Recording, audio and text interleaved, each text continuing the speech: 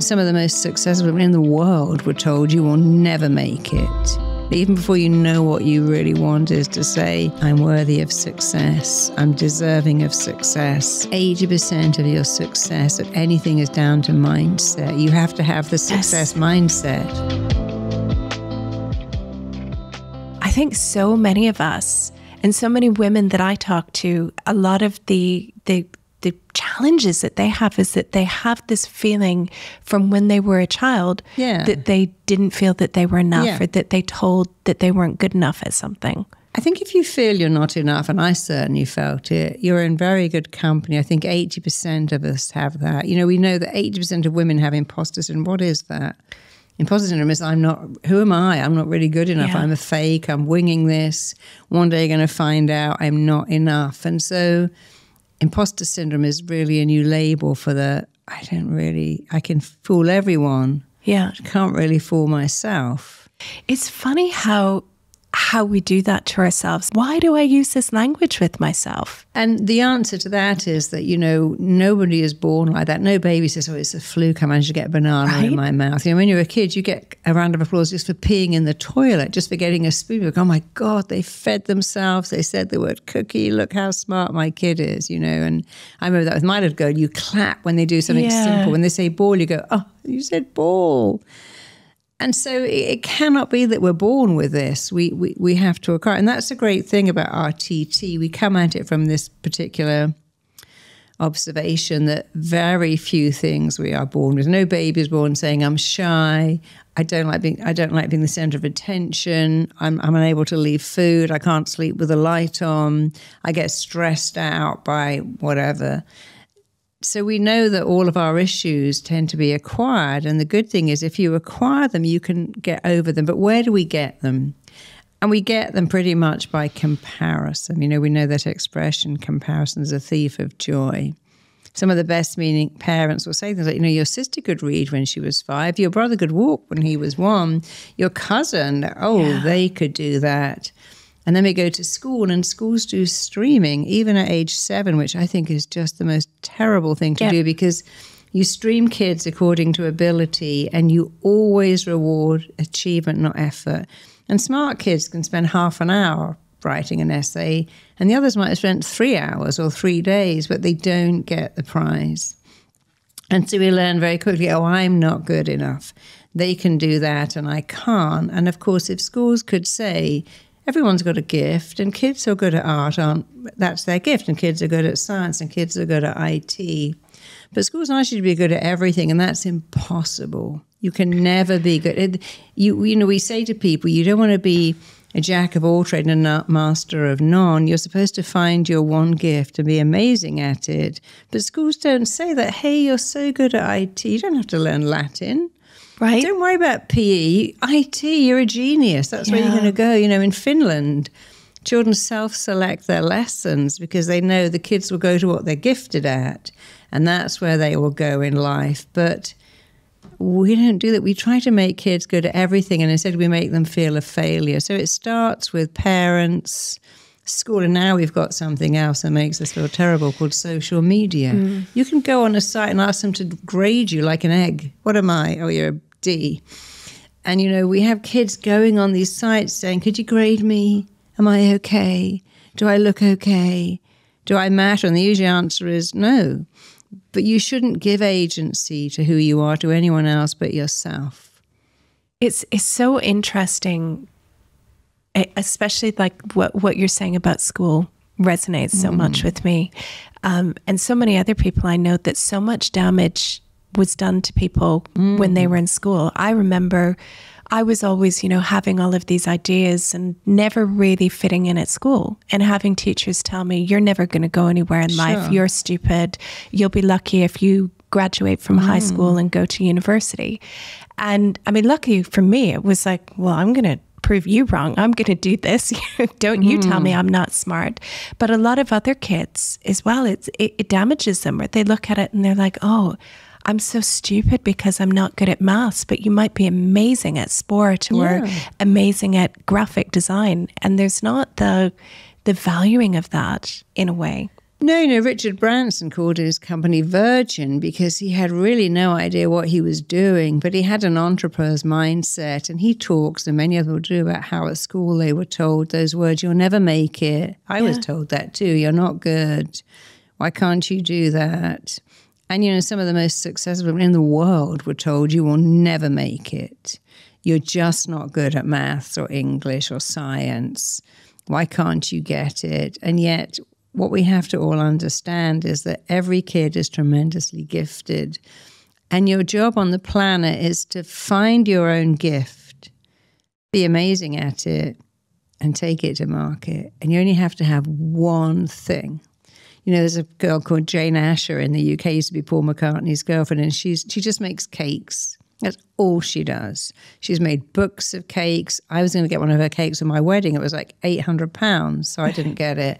But she doesn't even do chicken recipes or salads. It's just cakes. I'm the cake queen.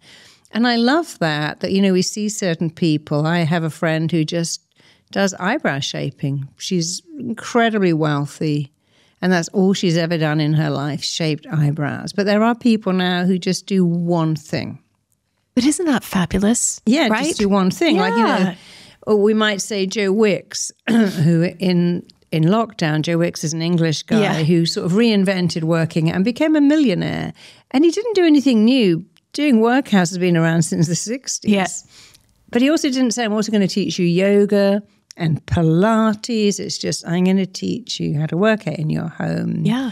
Do this kind of Air Force exercises and get fit. And he did. And he was so smart as well with Joe that he was the solution to every single PE teacher's problem as well. I remember he did my kids' PE lessons. Yeah, of course. They were like, why are we going to teach you online? We're just going to give you Joe Wicks's exercises. And look at Lululemon. Did they invent black leggings? Absolutely not. They'd also been around for 30 years, I think, but they took something that's already there and made it amazing. And said, not only do you not have to be good at everything, you don't have to be an inventor. You can find someone else's idea. James Dyson took a vacuum cleaner because he noticed his wife emptying the bag and all the dust was coming. Well, that's a bit crazy. She just vacuumed the dust and now it's all coming out. So he just created a bagless vacuum. I think he charged 10 times the price of a normal one. So it isn't about, are you super smart? Are you a genius? It's, what can you look at in life? What is your gift? What is your unique skill set? And I think for parents, you say to our kids every day, what makes your heart sing? What do you love? Because what you love doing as a child is a key indicator of what your unique skill set is. Jo Malone was making perfume when she was 8. My friend who's a strategist was making puzzles when they were 6. J.K. Rowling was probably writing books all her life, writing stories. If we can go back and think, what did I love to do? Because really it's very hard to be good at something you hate. You've got to love what you do what you love, become amazing at it, and then monetize it. Yeah. And that actually sounds hard, but it's not hard. Especially if you love it, right? Like if it's something you love. Yeah. And most people will say, no, I love it. I love my job. Like Martha Stewart, I met her a few years ago. I thought she was outstanding. She looks incredible. She's 82. And she still loves homewares and baking and cooking. And, you look at a lot of musicians and artists who are still performing in their 80s because they love it. So it's always better to find something you love. Like, you can see when Jamie Oliver's and how much he loves food and cooking and shopping. And I can't imagine being a chef because that's not my passion, but I'm glad it's someone else's. But the trick in business really is to do something in 3 stages. And the first stage is, and it's the most important, even before you know what you really want, is to say, I'm worthy of success. I'm deserving of success. I can have success. I'm going to it. It's coming to me. Because 80% of your success at anything is down to mindset. You have to have the success mindset. And we don't teach that in schools. No. Would you say for some people, I'm thinking of some entrepreneurs who are kind of stuck in this, and it is something that they really want the business to work, but then they still have, they're dealing with a lot of the mind monkeys as well. Of, I don't know if I can do it. Maybe I can, maybe I can't. Are there any practices that people could get into the habit of doing that would make it a bit easier? You know, a lot of people, I think they forget and they sell what they want to sell, but the practice is, what do people want? What are you selling? You know, who is your market? So I'm sure most entrepreneurs know this, but you have to sit down and say, what am I selling? Who is my market and what do they want? You know, even as a writer, you can't write what you want. You got to write what people want to buy. Yeah. You know, if everyone's suddenly reading misery memos, what they were about 10 years ago, that was a big thing, then you should be writing that. And so you have to know your market. Again, you've really got to learn marketing. I mean, I didn't even know what search engine optimization was. And when I wrote my fourth book, it was called Get Pregnant. And I realized that's a very silly title because, first of all, being pregnant does not mean you'll ever have a baby. You can have 8 pregnancies. But then I looked at SEO. What people search for all the time is trying to get better. Now, I hate the word trying. As a therapist, trying implies failure. I say trying is very trying. I'd never write a book with the word trying. But I had to call my book Trying to Get Pregnant and Succeeding because that's what people search for. Even though it went against everything I believed in as a therapist, the word trying is a terrible word. We never say, look, try not to eat cake, try not to drink, try to stop smoking, try not to shout at your kids tonight. We don't say that because trying by nature implies failure. But so as a therapist, I didn't like that. As a marketer, I knew that that was the word that would sell that book. So that's what I called it. Marketing is everything. It's everything. It's everything in business now. It's not hard to learn. And I don't know if you find you've been an entrepreneur longer than me. I've been doing this for about 25 years now. And marketing wasn't such a big thing when I started my business.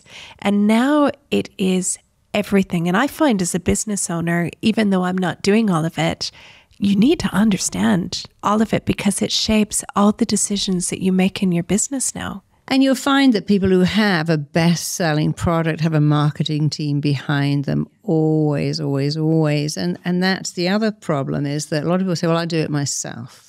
I'm an entrepreneur, I'll do the everything. But it's hard to do because maybe it isn't your gift to be a marketer. So you should give that. So many people employ a PR now and a marketing team because if your gift is to be creative, it can't also be your gift to do everything else as well. I have a question for you that I think is really interesting, how you mentioned that you're never going to retire. And I'm curious to know, a lot of women feel that they have this fear that there gets to a point that they're too old to go and create a business, to go and be an entrepreneur. What's your view on that? Again, I think that's why it's so amazing to be a therapist because it's one of the rare jobs where the older you are, the wiser you're seen. You know, business can be quite cruel to women especially in that, well, you're too old now, you're past it. But there are certain careers, a teacher, a therapist, a writer, where your age becomes a sign of your wisdom. But I think industry is very unkind to women. It judges them what they look like completely. It judges them on their age. And then we say, oh, well, you know, you're past it now. We see that all the time. Luckily, it's changing. Body shaming, age shaming, they're all changing. But I think it's very hard for women because they're judged. No one says to a guy, oh, you know, your kid's at home, you should stay. One of my friends said to me, you know, if ever you need to stay home with your kid, never ring up the boss and say the big end of my car is gone or the heating's broken down or I've got a flood. But when you say my child's got a toothache, they don't really understand that at all. But now we have so many women in industry doing so well that's changed. I mean, Gwyneth Paltrow is 51 and she's got Goop and she started that. She must have started that in her 40s. Yeah. And there are a lot of women who Tina Turner started her solo career in her 40s. There are many women out there who've actually raised their children and then thought, what shall I do now? My kids have left home and then that's a good time. It can be a hard time when you're in your 20s and you've got children. But when you're older, wiser, more secure, you know who you are, that's often a good time. I mean, of course, I wasn't. I was in nearly 50 when I began my first training. And that was perfect for me because I could devote all my time. My daughter was grown up. I didn't have to get home, you know. And I think for many women, they want to get home. They want to take their children to school, pick them up, be there for bedtime, bath time. And they should too. So I think actually for women, it's a great time in your 40s or 50s to start a career. You know, there are so many people who started a career late. I mean, Catherine Cookson began to write books at age 80. Somebody called Mary Wowsey is a very famous writer. She wrote The Camomile Lawn at 82. Wow. The guy who got the part of Martin in Frasier was 60 when he got that. He'd never even acted before. Really? Yeah. Oh. And I don't know if you ever watched Only Fools and Horses. You probably did. But Uncle Albert also, he was a bank manager his whole life, retired, was very depressed. Went into amateur acting for fun and got cast as Uncle Albert in Only Fools and Horses. But I did do research on that because I love to back things up with statistics. And, you know, I'm turning 50 next year.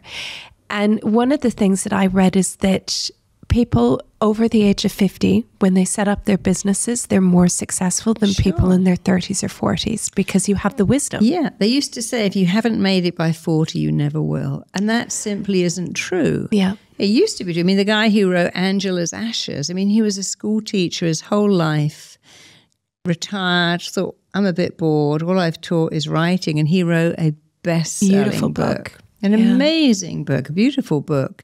And so it's true that in your 50s, you have the energy, the passion, the dedication. And there are so many people who've taken a business at 50 and made it amazing. And we should keep hearing about those because people talk about, you know, youth and how, you know, you've got energy. But when you're older, you have passion and wisdom and dedication, which is just as important. Check out my next video here.